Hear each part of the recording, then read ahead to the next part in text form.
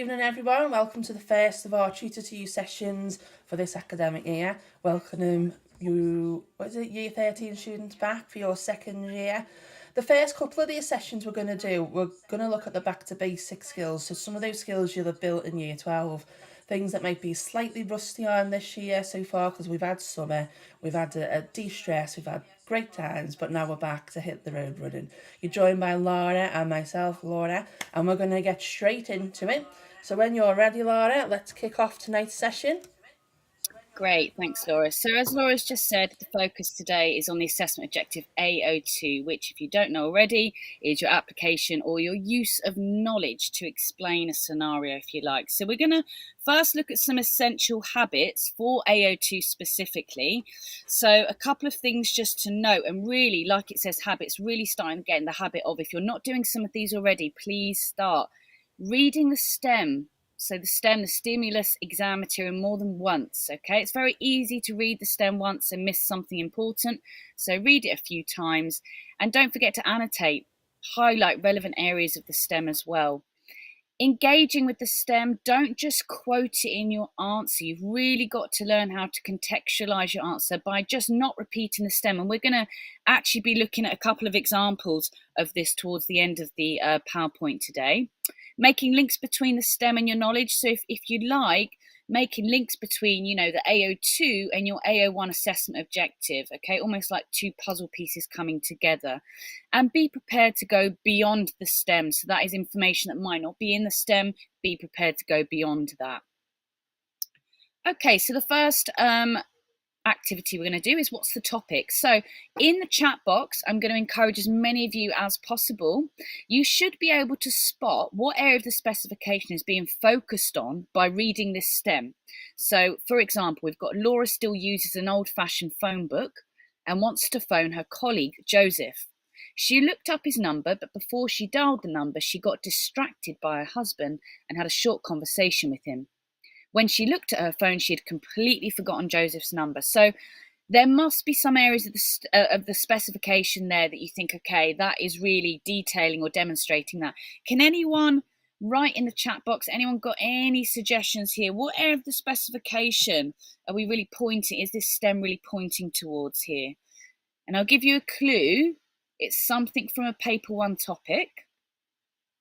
Yeah, so we've got SM memory. We've got short-term memory as part of it. Can we think of any, theories here when we're talking about what area of the specification? Definitely memory is a topic. Well done. Yeah, a lot of you put memory down. Specifically, what memory and topic? So she got distracted by her husband by having a short conversation. When she looked at her phone again, she'd completely forgotten Joseph's number. Yeah, I can see some of you have put down forgetting, which potentially could be relevant, but there's a much more relevant theory here that we want to be pointing to, and it is one of the models. That could give you a bit of a clue for memory. Anybody tell me what model of memory this might be more relevant to, if you like?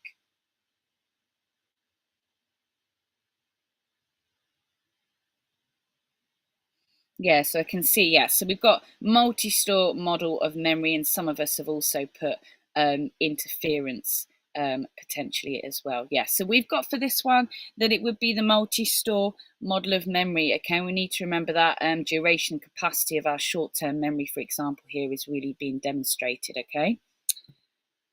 All right, so we've got another one here. Again, I want to hear from you guys. What area of the specification, if you like, is relevant? So Remy is anxious about a dentist appointment she has later today. She has feared the dentist ever since she was younger. When a wasp landed on her face during a dental procedure, since then, she has avoided going to the dentist, even for routine appointments. Now, potentially there's quite a few areas here, so let's see what you guys come up with. So we've got EHP and SM, we've got phobias. Excellent, well, that's definitely relevant. We've got some other areas we could link it to as well. Anybody else? Yeah, so got a few more of you saying phobias. Brooke, yeah, well done. Bonnie as well, phobias. Any other areas? What approach is phobias coming from? Can anybody tell me what approach or perspective that's coming from? Yeah, so we've got some classical conditioning there. Well done, excellent. We could also have operant conditioning, potentially. Brooke, well done. I was waiting for that. The behaviourist approach. Let's have a look at our list here of links that we could do for relevant topics. Definitely the behaviourist approach, and with that we might be talking about maybe classical and or operant, and definitely we can see here phobias being demonstrated. Okay, so we can bring that into play as well. Really well done. Okay, let's have a look at what's relevant next, which I'll pass you over to Laura for. Thanks, Laura. So the reason why we're looking at these activities is because a big thing that comes from AQA feedback is that students are dealt with these original, unique stems in the exam, and sometimes it can feel like they're asking you all sorts of things, they're there to trip you up, etc., but they're really not. And the thing that you need to remember is that when AQA write a STEM, they're doing so because they want you to figure out what it is you're supposed to be talking about.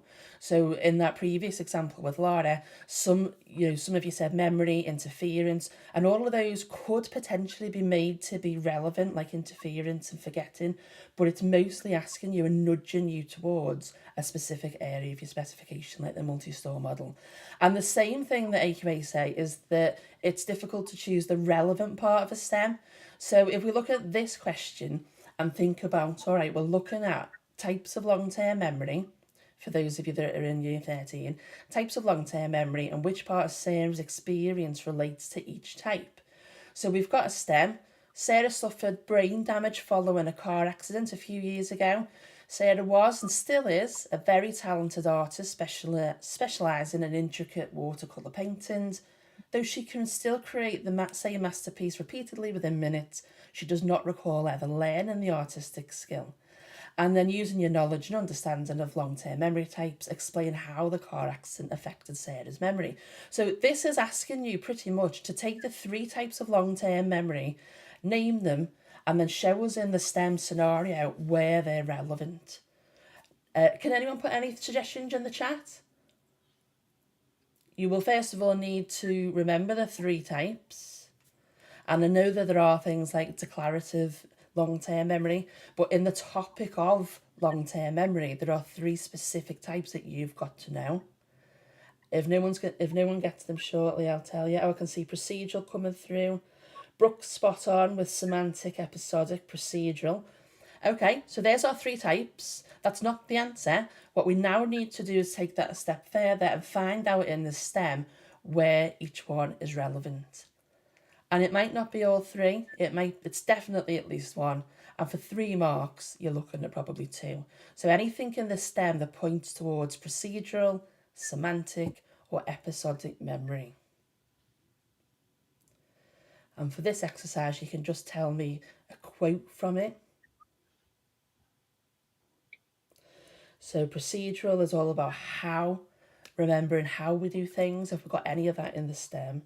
Episodic is like a diary event, a significant detailed memory, a personal event usually. Have we or have we not got any of that in the STEM? And then we've got semantic for things like rules. So Brooke saying procedural memory, and the quote you're using is she creates the same masterpiece. Yeah, exactly, well done. Quite tricky that to pick up, so it's great that you have. So where she says she can still create the same masterpiece repeatedly, that's telling us that this is procedural memory. She's got this one. It's not telling you, Brooke's got this great memory, she can do this. Your job is to pick up on the STEM and figure that out for yourself. So that's that one. And there is one more. There's one more for another type of memory. And I'll give you a clue. It's about episodic memory. So there's another piece of that STEM, couple of words that point you towards it. I think this has proven to be a bit of a tricky area tonight. And you know what? It's one of those that it isn't, but it can be overlooked because it's in comparison to the rest of the memory, it's quite a small part. And Brooke's come in again, and Maya's come in as well. Yeah, you're all noticing that the STEM actually says she doesn't recall ever learning this skill. That's fantastic, well done. That is definitely our link to episodic memory. They're not asking you to say how she's demonstrated it, but they're actually telling us that she hasn't got the memory for this episodic thing that should be in long-term memory. Right, well done. Let's speed up on the next one. So one more. So with reference to Adam's conversation with his friend, outline 2 features of caregiver-infant interaction. And then we've got a little story here, same as the last one. We're looking for anything that points towards the 2 features. So first of all, if you can put the 2 features in, and there are specialist terms, so we've got to have those specialist terms. They've come up quite a few times in exams for the last few years, including this year. Maya's come in with reciprocity, well done. So that's the idea of things being returned. It's a 2-way thing, like a dance, turn taking. And then there's one more. Maya's come in again, well done Maya, with interactional synchrony. So the next part then is to look at the STEM and see what the relevant bit is, what matches that AO1 knowledge that Maya's already put in the chat. Any specific part, any specific quotes, any parts of the scenario, let's get them in the chat as quick as we can. So deal with reciprocity if you're struggling. Is there anything in the STEM that suggests that when something happens, the next person does something else? Anything like a turn taken? So Maya, we've got reciprocity. When Brenda smiles, Cassandra smiles in return. Excellent, well done. That is definitely what we were after there. And the key thing here is that there are other parts of this that is relevant to interaction, but if we get them muddled up and we apply the wrong bit to our wrong term, you're all of a sudden going to get 0. So perfectly in time with each other, interactional synchrony, well done. And there's that reference to interactional synchrony being almost like a mirroring behaviour. So when Brenda moves ahead, Cassandra moves hers too. So perfectly in time with each other, as opposed to the other statement that we had from Maya, which was about turn taking. This is more about mirroring. Well done. So overall lesson here is when we've got a STEM, annotate it, spend time with it, but make sure you choose the relevant bits to match your answer. Otherwise, your AO2 application skills will go unmarked. All right, back to you, Laura. Amazing. Thank you, Laura. So we've got a couple of questions here that we've purposely put up, and this is about interpreting the question. And they're very slightly different. So let's see if we can notice. We've got outline what is meant by classical conditioning. Explain how Joan has learned her phobia of rats. So this particular question is kind of broken up. We've got the outline, which clearly states we've got an AO1 assessment objective.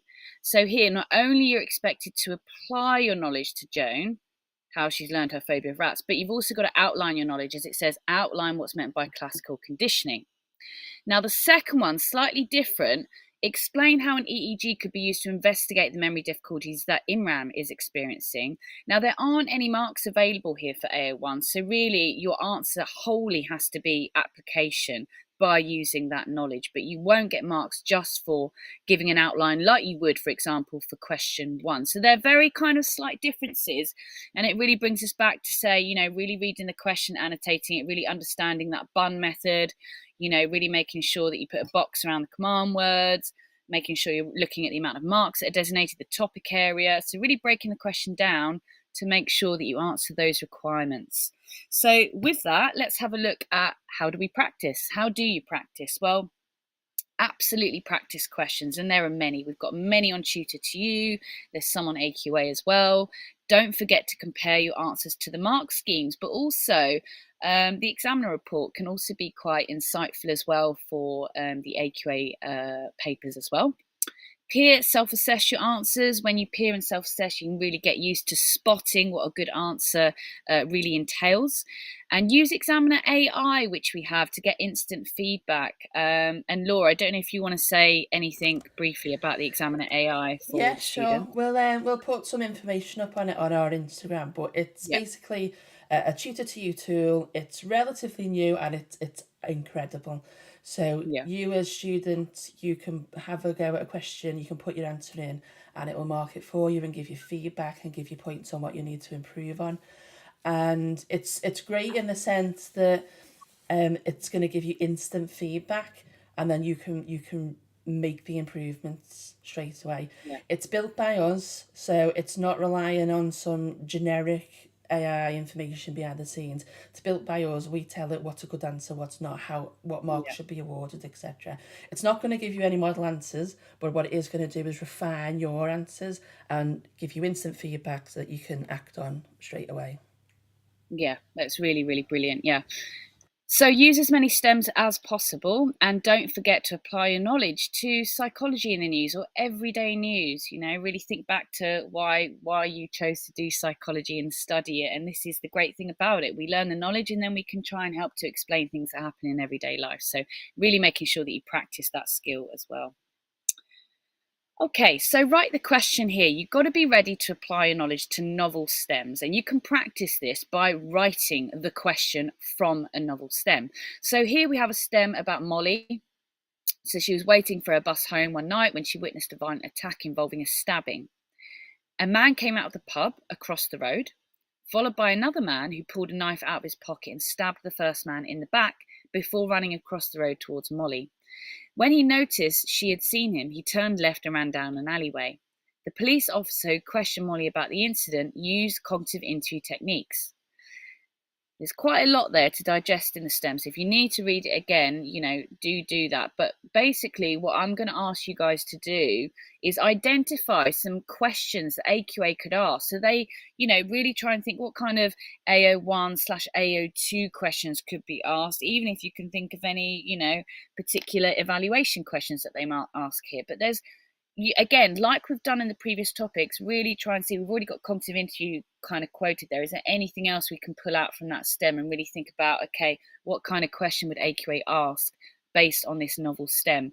So again, it can just be AO1, it can be AO1 and AO2, it can be all assessment objectives, but let's see what sort of questions you guys can come up with when reading this particular STEM. I think we've got about 5 suggestions on the next slide, so let's see if we can, let's see if we can beat that. Let's see if we can get some more questions. So again, remember, think about kind of command words that really kind of demonstrate that assessment objective is obviously AO1 or obviously AO2. Really think back to those key terms. So SM, yep, so how could anxiety have affected our eyewitness testimony? So again, that's an AO2, so you're applying your knowledge to the scenario. Explain what is meant by cognitive interview. Excellent, Brooke, well done. So AO1 question, Mia, how could the Molly reverse the order of events in order to remember the event better? Yes, actually demonstrating that understanding, that knowledge of part of the cognitive interview, really good. What are elements of the cognitive interview? Yeah, really good. AO1 there coming up. Anybody got any other questions that maybe entail a bit of AO3?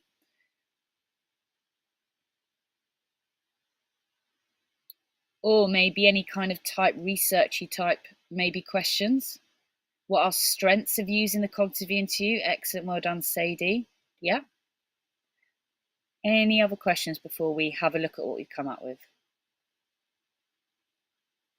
All right, let's have a little look there. Now, 5 questions. Again, this is not an exhaustive list. These are just suggestions. So we've got explain how the cognitive interview could be used with a witness. Use an example of the STEM, explain what is meant by leading question. Okay, so that means you need to come up with a leading question the police officer may ask that is relevant to that particular STEM there. Discuss factors that affect eyewitness testimony. So again, there's your kind of more extended question.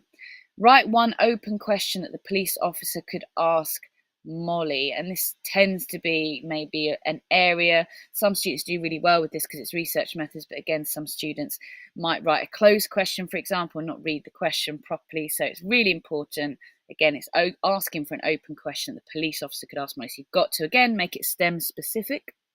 And then again, we've got write one question that the police officer could ask Molly that would gather quantitative data. So again, I guess with this one, don't forget how research methods could potentially come up there, okay? Even in your paper 1 topics, even though research methods is in paper 2, don't forget research methods questions are going to be throughout all of your topics, and this is a great example of that here.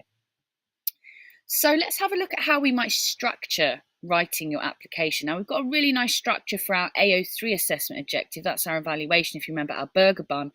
And here we've got our pizza. So we've got our crust, cheese and toppings. So what we're going to be doing first, and this is a really helpful tool, especially those of you that really struggle to kind of contextualize your answers, but if you like really kind of merge your AO1 and AO2 together, it's very common sometimes for students to write their AO1, their knowledge first, and then just merely quote the STEM in a different paragraph, and they haven't really understood what applying that knowledge means to the STEM. So first, you're going to start with saying what you see in the scenario.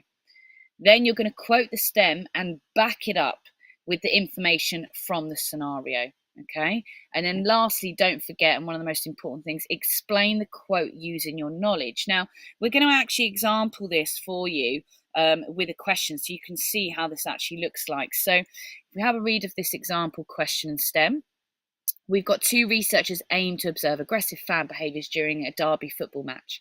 Researcher A suggests creating a list of aggressive behaviours they expect to see and tallying them as they occur. Researcher B suggests that a more manageable approach would be to observe behaviour every 5 minutes over the course of 2 hours.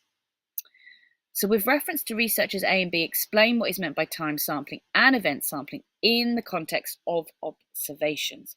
So let's have a look at what we've done in terms of our pizza. Okay, so here we've got saying what we can see in the scenario.